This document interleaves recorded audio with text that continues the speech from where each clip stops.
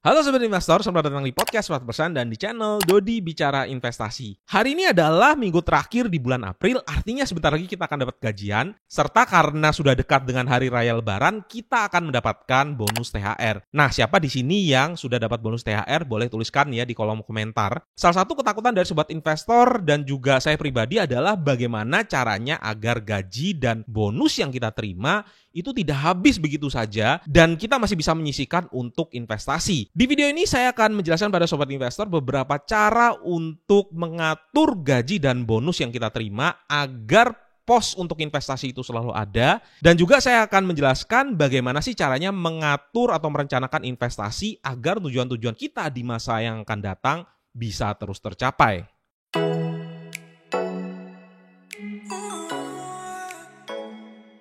Sobat Investor, salam kenal ya, nama saya Dodi Prayogo dan ini adalah channel Dodi Bicara Investasi, channel yang membahas topik-topik seputar investasi, membahas secara pelan namun pasti untuk kaya. Dan di video ini saya akan membagi menjadi dua bagian besar. Bagian pertama adalah bagaimana sih caranya kita bisa mengalokasikan gaji bulanan serta bonus THR yang nantinya kita akan terima agar kita bisa tetap berinvestasi. Dan di bagian kedua saya akan menceritakan bagaimana caranya untuk bisa merencanakan investasi kita dari uang yang tadi sudah kita alokasikan untuk investasi.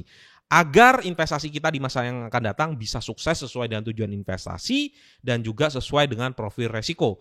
Nah, di video ini saya akan menggunakan satu aplikasi, yaitu aplikasi Bibit, aplikasi untuk investasi reksadana. Tentu saja Sobat Investor sudah tahu ya, karena saya menggunakan aplikasi ini untuk dana pensiun saya. Nah, bagi Sobat Investor yang memang masih baru, boleh untuk mendownload aplikasi ini di Play Store maupun di App Store dan bisa memasukkan kode referral Dodi Bicara Investasi untuk cashback sebesar Rp25.000. Langsung saja kita masuk ke topik yang pertama ya. Nah, untuk mengalokasikan gaji bulanan, Sobat Investor bisa memakai dua prinsip. Prinsip pertama adalah prinsip alokasi 50-30-20. Prinsip ini memungkinkan kita untuk membagi gaji bulanan menjadi 3 bagian besar, yaitu 50% untuk kebutuhan, 30% untuk keinginan, dan 20% untuk investasi. Untuk kebutuhan sendiri itu adalah hal-hal yang sifatnya wajib harus kita penuhi, karena kalau kita tidak penuhi, kita sebagai manusia akan susah untuk beroperasi. Misalnya, kebutuhan pokok seperti makan, minum, dan sebagainya, bayar kontrakan rumah, bayar listrik, bayar air, pulsa, dan lain-lain. Sedangkan keinginan itu adalah hal-hal yang tidak wajib. Apabila kita tidak penuhi, itu tidak akan mengganggu operasional kita sehari-hari. Misalnya rekreasi, jalan-jalan ke mall, Netflix, kemudian ngopi di luar, makan di luar, liburan, dan sebagainya. Untuk lebih mudah kita pakai contoh aja ya, misalnya gaji itu adalah 5 juta rupiah, maka 50%-nya itu adalah 2,5 juta rupiah untuk kebutuhan. Kemudian untuk keinginan, budgetnya itu adalah tidak boleh lebih dari 1,5 juta rupiah. Dan untuk investasi itu adalah 20%, yaitu 1 juta rupiah. Prinsip kedua adalah prinsip alokasi 40-30-20-10. Prinsip ini sedikit berbeda dengan prinsip yang pertama ya. Jadi di sini 40% dari gaji itu dialokasikan untuk kebutuhan, kemudian 30% itu untuk cicilan, 20% itu untuk investasi, dan ada sisa 10% untuk donasi. Nah, di dalam prinsip ini keperluan untuk membayar cicilan itu dibedakan dari alokasi kebutuhan. Cara seperti ini sangatlah cocok bagi kita yang saat ini sedang nyicil, misalnya nyicil rumah. Jadi dengan menggunakan gaji sebesar 5 juta rupiah, maka untuk kebutuhan itu adalah 2 juta rupiah, kemudian untuk cicilan itu adalah 1,5 juta rupiah, untuk investasi itu adalah 1 juta rupiah, dan untuk donasi itu adalah 500.000 rupiah. Nah, setelah Sobat Investor sudah tahu bagaimana caranya untuk mengalokasikan gaji bulanan serta sudah bisa menyisihkan porsi investasi, saatnya kita masuk ke dalam topik kedua, yaitu topik untuk merencanakan investasi. Pertanyaan pertama adalah mengapa kita harus merencanakan investasi kita? Mengapa kita tidak langsung saja investasikan misalnya ke reksadana saham? Jawabannya adalah karena investasi yang baik itu adalah investasi yang sesuai dengan tujuan-tujuan investasi. Tujuan-tujuan investasi harus kita buat terlebih dahulu supaya kita tahu tujuan investasi mana yang cocok untuk investasi yang mana. Misalnya kalau seandainya kita mau berinvestasi untuk jangka waktu pendek, hanya 3 bulan saja, tentu saja investasi di reksadana saham itu bukan investasi yang bagus. Karena dalam waktu 3 bulan tidak ada yang menjamin reksadana saham itu bisa naik. Sehingga ketika nanti uangnya mau ditarik, bisa jadi kita tarik dalam kondisi rugi. Nah, untuk itulah sobat investor perlu mengikuti beberapa langkah-langkah sebagai berikut. Langkah pertama adalah kita membuat daftar tujuan investasi. Apa yang kita perlukan? Kita harus tahu tujuan secara spesifik, kemudian kebutuhan dananya berapa, dan juga berapa tahun lagi kira-kira kita harus punya uang tersebut. Misalnya saya kasih contoh ya, DP rumah, kebutuhan dananya adalah 100 juta rupiah dan juga durasinya 4 tahun lagi. Kemudian kebutuhan kedua misalnya adalah dana pensiun, di mana kebutuhan dananya adalah 1,2 M dan kita nanti pensiunnya itu adalah 30 tahun lagi.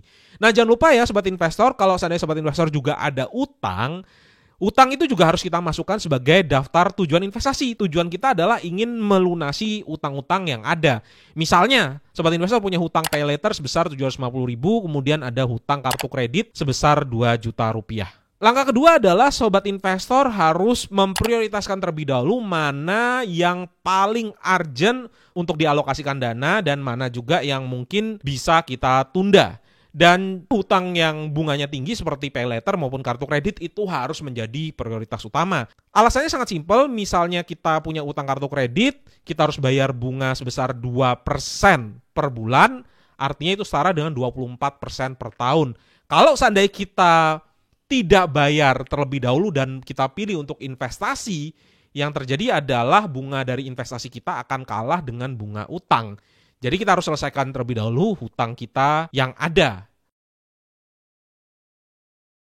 Saya sudah membuat spreadsheet, jadi bagi sobat investor yang ingin mendownload template spreadsheet saya, caranya gampang ya, tinggal diklik aja link di dalam kolom deskripsi. Di dalam spreadsheet ini itu ada gaji punyanya kita 5 juta rupiah, kemudian ada alokasi investasi sebesar 1 juta karena 20% dan juga ada bonus THR di sini 5 juta sehingga total investasi kita pada akhir bulan April ini itu adalah 6 juta rupiah dapat dari alokasi dan dari bonus THR.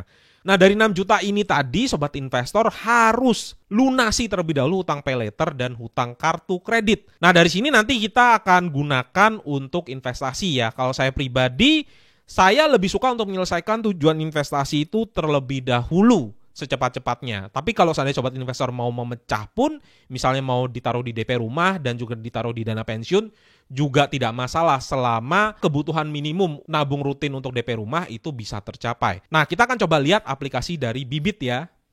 Nah, di sini adalah tampilan dari aplikasi Bibit ya, di mana kita bisa membuat alokasi investasi untuk tujuan investasi baru kita, yaitu untuk DP rumah. Tinggal klik di buat baru, kemudian pilih rumah di sini, kita isi portfolionya, misalnya namanya adalah DP rumah, jumlah uang yang terkumpul adalah 100 juta rupiah, dan kita perlu dananya itu di 4 tahun lagi, yaitu di tahun 2026. Kita klik lanjut, dan nanti ada 2 pilihan di sini. Sebagai petunjuk saja, kalau saya pribadi apabila kebutuhan itu kurang dari 1 tahun, maka saya akan pilih reksadana sendiri dan saya akan pilih reksadana pasar uang. Kalau investasinya itu antara 1 sampai 3 tahun, saya juga akan pilih reksadana sendiri, saya pilih reksadana obligasi. Kalau 3 sampai 5 tahun, bisa tetap pilih reksadana obligasi, pilih reksadana sendiri ya, bisa juga kita ikuti rekomendasi Robo. Kalau lebih dari 5 tahun, saya cenderung untuk pakai Robo ya. Saya akan pilih Robo yang sesuai dengan toleransi resiko saya. Misalnya kita ikuti rekomendasi Robo ya. Kita klik di sini, maka saya dipilihkan profil resiko moderat yang memang isinya dominan di 65% obligasi. Bibit akan memberikan saran untuk menabung rutin sebesar 1,65 juta rupiah. Nah, kalau tadi kita balik ke dalam tabel tujuan investasi, maka sobat investor bisa untuk menggunakan 1,65 juta rupiah ditempatkan di portfolio DP rumah dan sisanya ditempatkan di dana pensiun.